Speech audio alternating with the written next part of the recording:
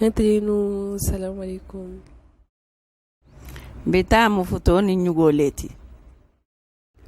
So ni nga dabar ni kasonga nga dabar ni futo do dari Kenya linki kalenga.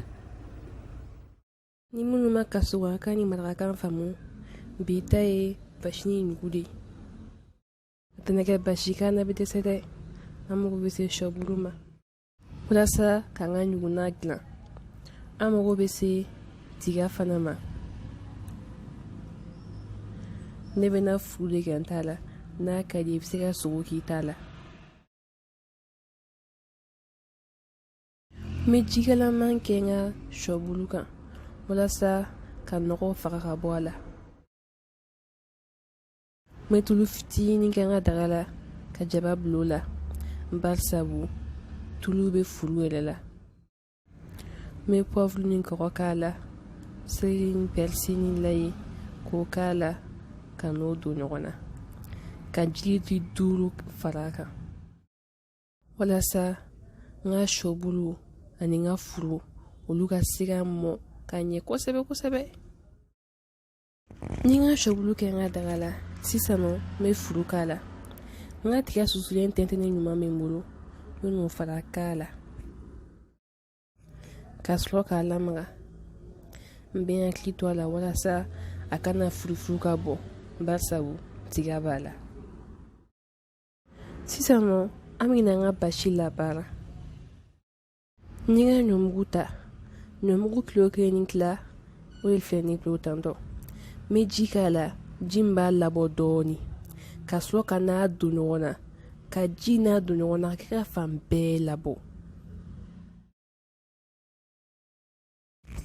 Ji tɛ caya la kojugu dɛ nka n'i b'a ka don ɲɔgɔn na i kana hinɛ a la dɛ i b'a don ɲɔgɔn na ka ɲɛ de. N bɛ sɔrɔ ka na n ka basi tɛmɛ ta min ye wo misɛnmanin ye.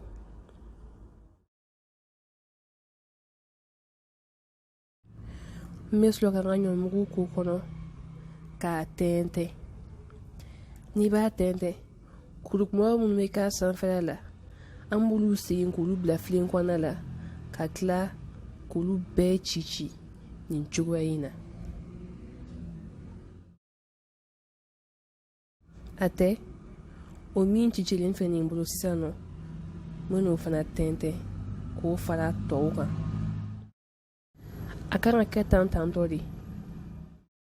N bɛ n ka ɲɔmugu ta sisan nɔ k'a kɛ tɔsɔn dɔ kɔnɔna la k'a yɛlɛ miniti 30 ɲɔgɔn na. N'a yɛlɛnna a kan ka ɲɔgɔn minɛ tantɔ i mana maga la hali tɛgɛ tɛ se ka jigin ka taa. A yɛlɛnna ka ɲɛ n b'a bɔ sisan nɔ k'a kuru ci dɔɔni.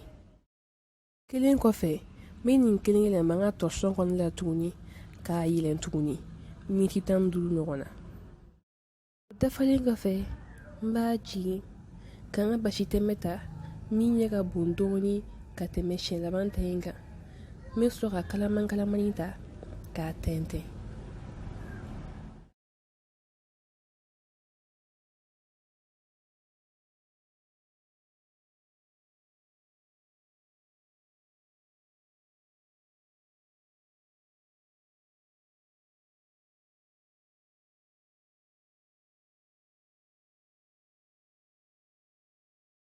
A tɛ a kan ka kɛ ka tantɔ de.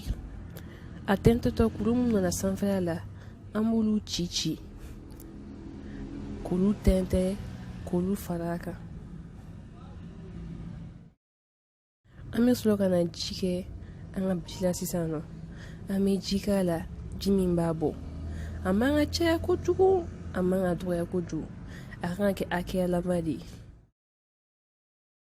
N bɛ ji fara a kan dɔɔni fo ka taa se an sagoya yɛrɛ ma. N bɛ maga la k'a lajɛ n'o y'a sɔrɔ ji in y'a bɔ n'o y'a sɔrɔ a ma nɔɔni o n'o y'a sɔrɔ fana a ma dɔgɔya. O kɔfɛ n b'a tɛntɛn tuguni walasa ji kɛtɔ a la kuru minnu falenna a la olu bɛɛ ka se ka jigin olu si kana kɛ kuru ye bilen barisabu an tɛ basi kuruma fɛ.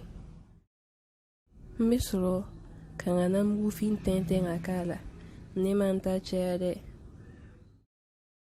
an b'a n'o don ɲɔgɔn na ka ɲɛ k'a sɔrɔ k'a yɛlɛ miniti 15 ka taa miniti 20 ɲɔgɔnna na. O bɔlen filɛ ye tantɔ an ɲɛ tɛ an bɛ sɔrɔ ka n'a sumaya. An b'a sumaya n'an ka kutu kumaba ye o bɛ mɔnɛ bɔ an na kosɛbɛ. An ka basi ma kuru a ma ja wa a magayala fana nin tɛ ja mɔgɔ kan na dɛ. An ka basi sera ilenko 3 a y'o de kɛ.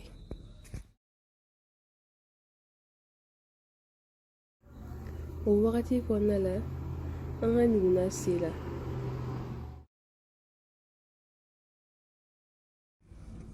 Basi mɔlen kɔfɛ a tɔ ya duniko ye dɛ, a ye n'aw ta minɛ. An b'a fɔ k'an bɛ o la inshallah.